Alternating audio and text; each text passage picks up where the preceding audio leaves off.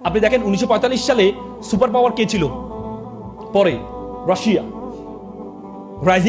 Rising পাওয়ার ছিল America.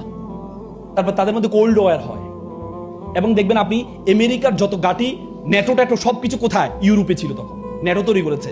NATO মানে কি? আমার উপর আক্রমণ করলে তোমরা সবাই মিলে কি আমেরিকাকে কি করবা? রক্ষা করবা। ন্যাটো তৈরি করেছে। 1990 সালে যখন সোভিয়েতের পতন হয় তখন তারা চমৎকার করে আনন্দ করছিল। পৃথিবীর সবচেয়ে বড় রাষ্ট্র, পৃথিবীর জমিনের এক অষ্টমাংশ হচ্ছে রাশিয়া। রাশিয়া নিজে একটা মহাদেশের সমান।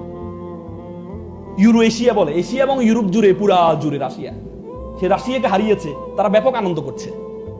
সেখানে তাদের একজন দার্শনিক ছিলেন স্যামুয়েল হান্টিংটন। তার একটা বই আছে ক্লাস অফ সিভিলাইজেশন। তিনি তখন মন খারাপ করে বসে আছে। তখন বললো যে আমরা পৃথিবীর সবচেয়ে বড় রাষ্ট্রকে হারিয়েছি, তোমার মন খারাপ কেন? আমার মন খারাপ হচ্ছে আমাদের পতন অনিবার্য।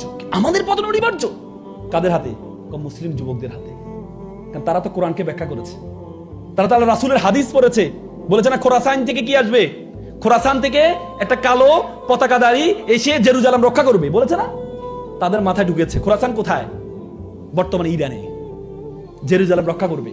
তখন তারা চিন্তা করলো আগামীর যে প্রবলেম, এটা আমাদের জন্য থ্রেট হচ্ছে কে? মিডল ইস্ট, এবং ইরান হতেই মিডল ইস্টটা।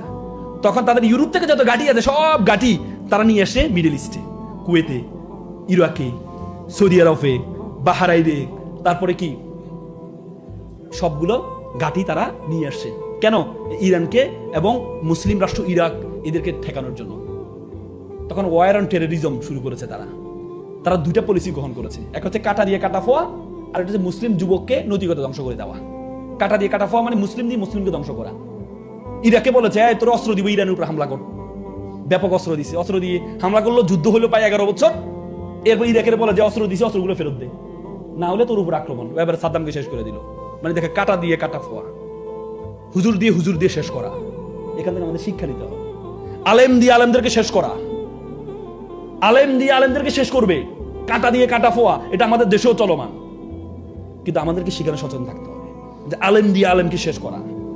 বলবে দোয়ালিন বলে, জোয়ালিন বলে, হাত উপরে উঠায়, নিচে নামায়, দাড়ি ছোট, দাড়ি বড়, এগুলো বলে আলেম দিয়ে আলেমদেরকে শেষ করবে। সেটা তারা শুরু করেছে। আইএস প্রতিষ্ঠা করেছে তারা, এবং আইএস এর সিম্বল দিয়েছে কালো পতাকা। তার মানে মুসলমান যখন কালো পতাকা ধারণ করবে তখনই বলবে এরা হচ্ছে জঙ্গি। দেখেন শত শত মুভি তারা তৈরি করেছে, শত শত মুভি আইএস নিজেরা তৈরি করেছে, নিজেরা ধ্বংস করেছে।